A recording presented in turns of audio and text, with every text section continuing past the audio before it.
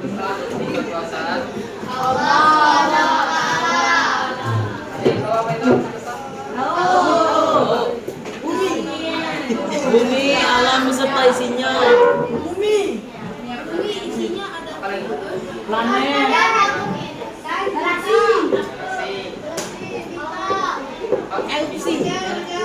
Meteor.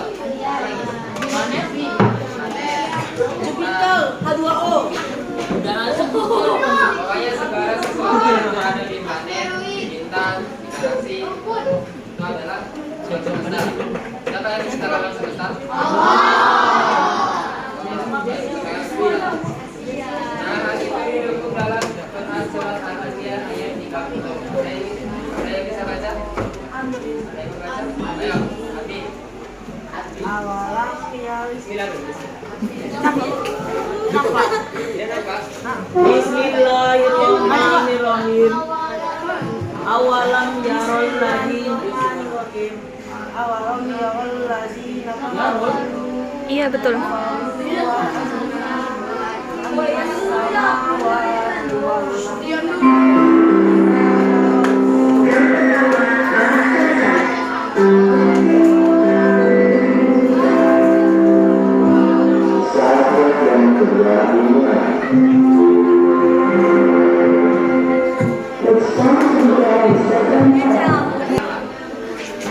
Wah, maju aja, oke.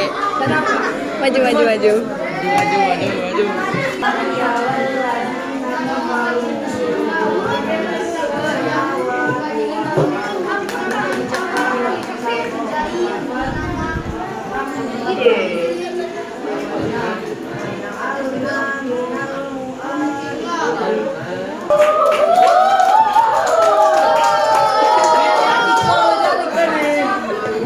Ada yang baca artinya?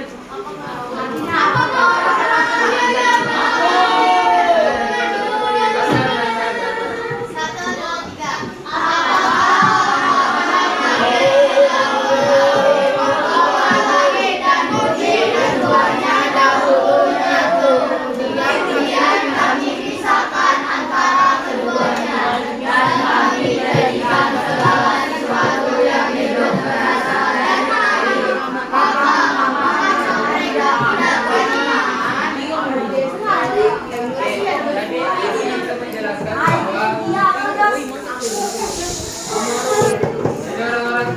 ayat ini menjelaskan bahwa orang-orang kafir itu tidak peka atas kekuasaan Allah. Mereka tidak memperhatikan alam semesta ini. Mereka tidak percaya bahwa alam semesta ini ada yang diciptakan. Padahal semua peristiwa yang terjadi di alam semesta ini adalah semua kehendak Allah. Proses penciptaan alam semesta itu dimulai satunya langit dan bumi. Kemudian Allah memisahkan antara keduanya. Jadi proses penciptaan semesta yang pertama itu semuanya bersatu di satu titik. Kemudian Allah memisahkan antara keduanya. Kalian pernah belajar tentang teori Big Bang? Penciptaan alam semesta itu berkaitan dengan teori Big Bang. Ayat ini langit dan bumi menyatu, keduanya dahulunya menyatu, kemudian kami pisahkan antara keduanya. Dan itu sependapat dengan teori Big Bang dan mengembang seperti alam semesta sekarang. Planet, bintang, galaksi. Kemudian di ayat ini dijelaskan juga bahwa air itu adalah sebagai sumber kehidupan. Semua makhluk hidup itu pasti membutuhkan air. Ada makhluk hidup yang tidak menggunakan air? Tidak. Semuanya pasti menggunakan air.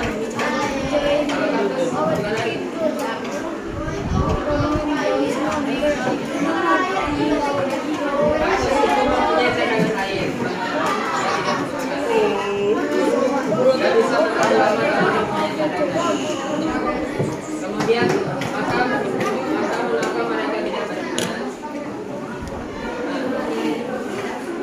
Dengan segala kekuasaan Allah yang telah menciptakan menciptakan alam semesta ini, orang-orang kafir ini mengapa masih tidak beriman? Coba kenapa Allah menyindir di dalam ayat ini? Surat Al-Anbiya ayat 30. Ini istilah utama dari Quran surat Al-Anbiya ayat 30. Yang pertama menjelaskan ketidaktahuan orang-orang kafir terhadap segala ciptaan. Kemudian yang kedua menjelaskan bahwa langit dan bumi tidak punya kekuatan daya manusia. Kemudian semua manusia.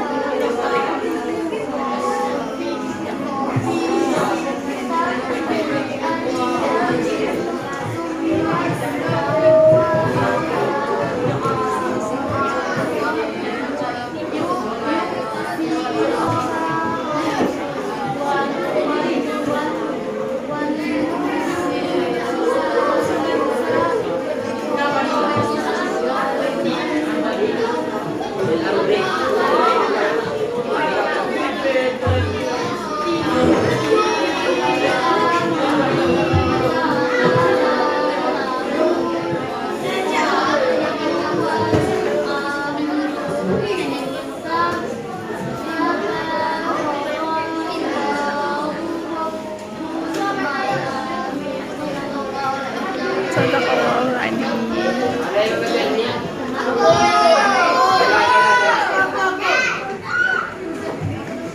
Sungguh Tuhanmu adalah Allah yang menciptakan langit dan bumi dalam 6 masa. Lalu Dia bersemayam di atas arsy. Dia menentukan malam kepada Dia dan mengikutinya dengan cepat.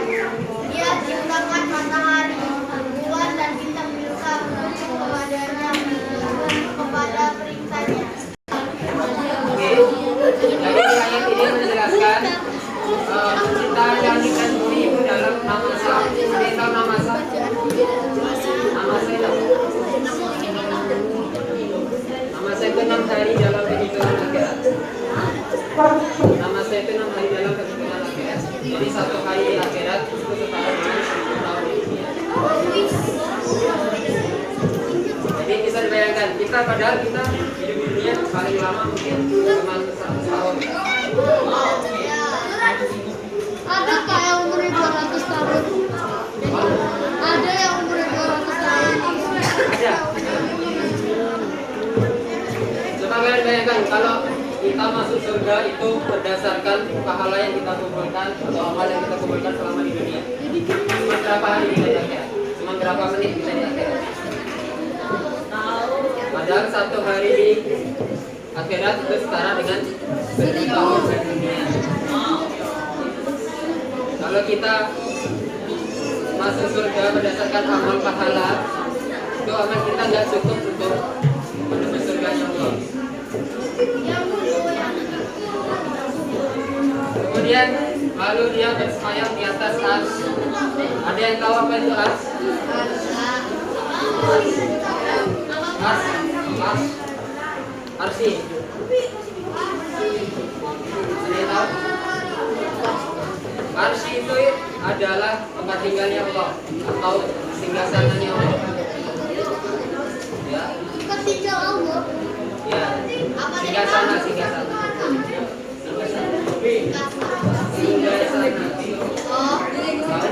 Tahu singgasana?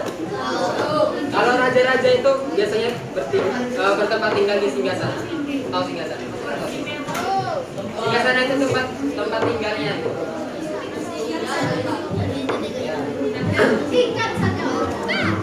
Kemudian dia menutup malam kepada siang yang mengikutinya dengan cepat. Dia menciptakan matahari, bulan dan bintang-bintang tunduk kepada perintahnya. Jadi semua alam semesta, matahari, bulan, bintang itu semuanya bertugas sesuai perintah Allah. Misal matahari suatu saat bertugas terbit dari barat, itu semua atas kehendak yang terjadi kalau matahari terbenam? Kiamat. Nah ya, itu semua bertugas sesuai dengan perintah Allah. Kemudian ingatlah segala penciptaan dan urusan menjadi haknya. Nah, firman Allah. Kalau orang mendaki sesuatu cukup mengucapkan maka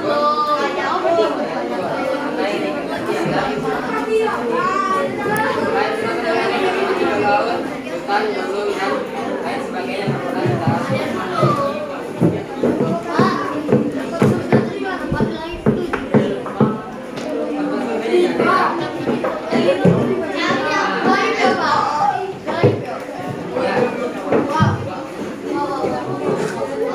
Kan ada yang tahu di mana tempat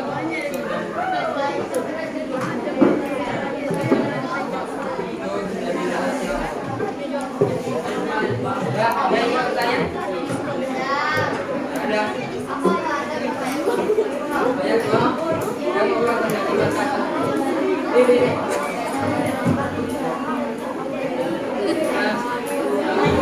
Kemudian kita masuk ke pembacaan guna. Apa sih guna? Nah, secara istilah guna itu apabila terdapat huruf bertasdid atau bertasdid akan dibaca panjang dua kata. Ini contohnya nih. Mastawa. Ya, ini katanya agak panjang. Inna rabbakum. Seperti itu ya. Jadi bacaan guna itu hanya dua huruf, yaitu mim bertasdid dan nun bertasdid. Kalau rabbakum ini bukan bacaan guna. Yang bacaan guna itu inna rabbakum.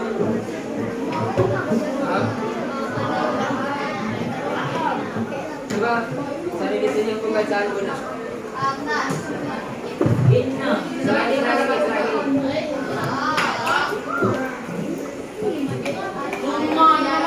Cuma stawa. Lagi. Ini masuk pembacaan guna nggak? Ya. Itu nggak?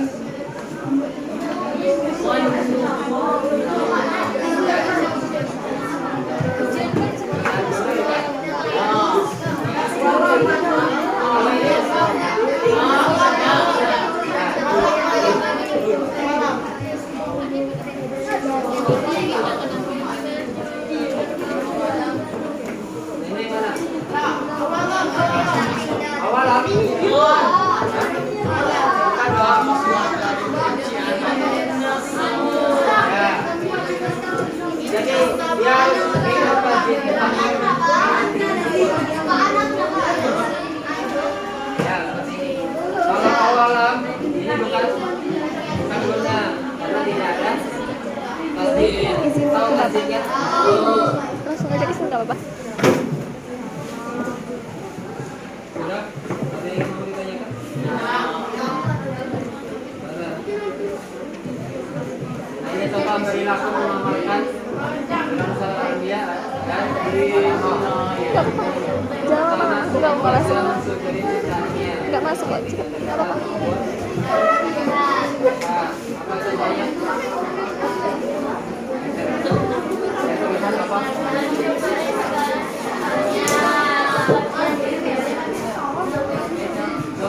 Yang tidak terlihat apa?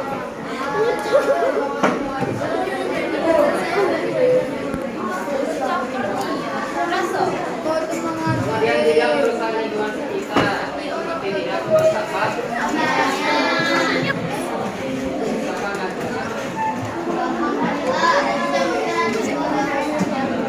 Kemudian ini tanaman-tanaman ini tidak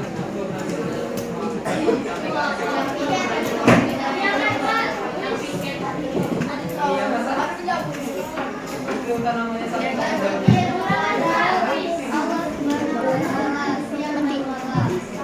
Gantian.